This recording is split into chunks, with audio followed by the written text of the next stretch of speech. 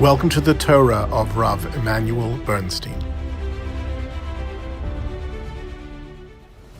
Welcome to Dimensions in Chumash by Rabbi Immanuel Bernstein. I'm Steve Geller, and I'm really excited to bring you a piece from this amazing sefer on Parshas Chayei. As he so brilliantly does, Rabbi Bernstein takes us right into a famous episode we're all familiar with and answers all of our questions by making us feel that we ourselves are there in real time. Much of this week's Parsha is devoted to the Torah's description of Eliezer's quest to find a wife for Yitzchak. And not only does the Torah recount this episode itself in fine detail, it also includes Eliezer's retelling of it again in full. There must be a good reason for this, and it's exactly the mystery we're going to explore ourselves. The Midrash addresses this repetition of the story. The conversation of the servants of the patriarchs is more beautiful before Hashem than the Torah of the descendants, for the section dealing with Eliezer is presented twice, while many primary Torah laws are only imparted through allusion. This is certainly a powerful assertion and beautiful imagery, but it doesn't really address the repetition itself. It only adds a new question we'll need to address. Why is the patriarch's servants' conversation more beautiful than the laws of the Torah itself? To begin our understanding of all this, we will see upon closer scrutiny, Eliezer's account of the story is not an exact repetition of the Torah's telling of the story. Rabbi Bernstein shows us that there are actually several differences between the two accounts that materially change the story being told. Here are some examples. Avraham tells Eliezer that he must go El Artzi ve'el Moladati, to my land, to my birthplace. But when Eliezer later tells the story, he quotes Avram as telling him to go El Beis Avi ve'el Mishpachti, go to my father's house and to my family. As soon as Rivka has given both Eliezer and his camels to drink, he gives her the jewelry and then asks who she is. But when he recounts the story later, he first mentions that he asked who she was and only then says that he gave her the jewelry. The Torah told us exactly what happened, so these differences certainly require understanding.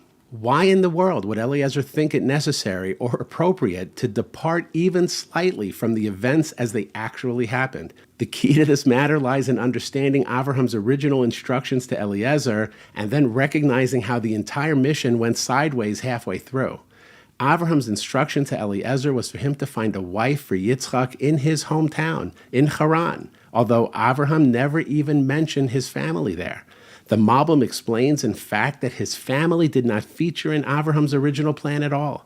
Avraham simply felt that, in general, the inhabitants of Haran were the type of people from whom a suitable young girl could be found for Yitzchak. We see in the pasuk that stipulates only that she come from my land and my birthplace. No mention of his family. This means the only determining factor of a wife for Yitzchak would be anyone who exhibits exemplary character traits and generosity of spirit. This is why when Eliezer arrives at Haran, he makes his way not to Bethuel's house, but rather to the well in order to conduct his test and find a wife for Yitzchak. A public well is a good spot to set up an interaction with strangers in a way that could indicate their base nature. Eliezer reasoned that a family which was prepared to regularly send its daughter outside of the city to draw water would hopefully be agreeable to letting her leave the city for a good marriage. Throughout all this planning, Avraham's family could not be further from Eliezer's mind. It's actually interesting to think that, as far as Eliezer's plan was concerned, Avraham's family will never even need to know that he was there. This explains why, as soon as the girl Eliezer approaches had passed his test with flying colors, he gives her the jewelry before even asking her name. In that moment, her family didn't matter. Of course, Eliezer eventually needs to ask her name, but to find out who this wonderful young girl actually is and what name to put on the wedding invitation. So far, so good. Eliezer's plan was working perfectly. Let's seal the deal, then beat it out of town. Well, not so fast there, Eliezer. You see, Avraham's family was not part of Eliezer's plan, but they were part of Hashem's plan, who arranged that the girl who Eliezer approached and who passed the test was Rivka, Avraham's niece. Indeed, we can only imagine Eliezer's utter astonishment upon hearing that the girl who had passed his test was none other than the granddaughter of Nahor, Avraham's brother. So Rivka is, beyond a doubt, the one for Yitzchak. It's also clear that Eliezer is in a pickle. If Eliezer tells her family the story exactly the way it occurred, he'll practically guarantee the failure of this mission. If they hear that they were completely incidental to Abraham's plan, they would understandably be much less enthusiastic about the shidduch.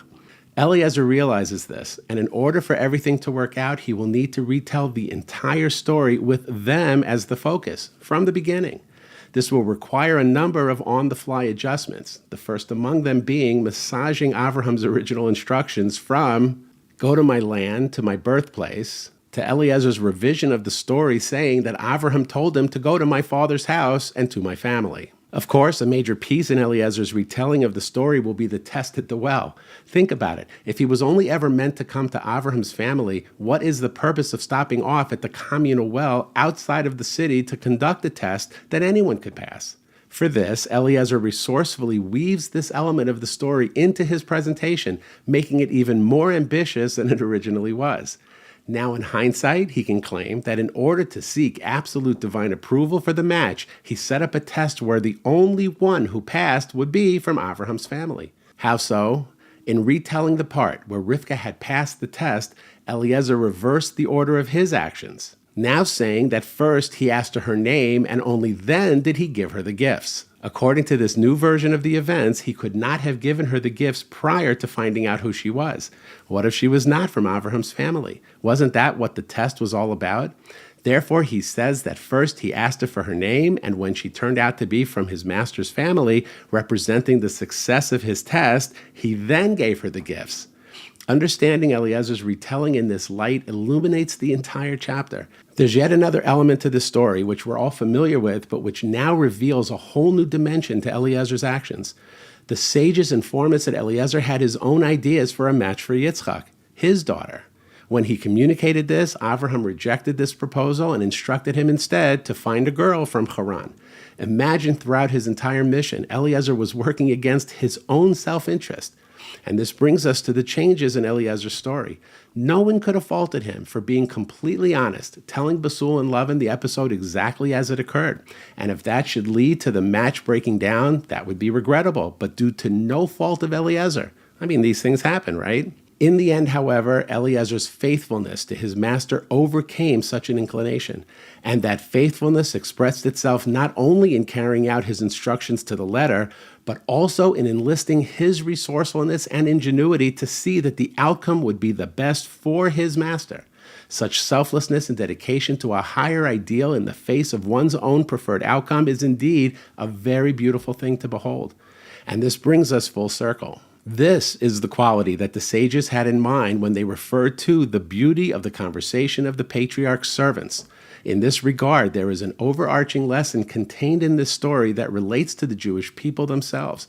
Our relationship with Hashem is likewise that of servants to a master, and in this, our role model is the quintessential servant of the entire book of Bereshis, Eliezer.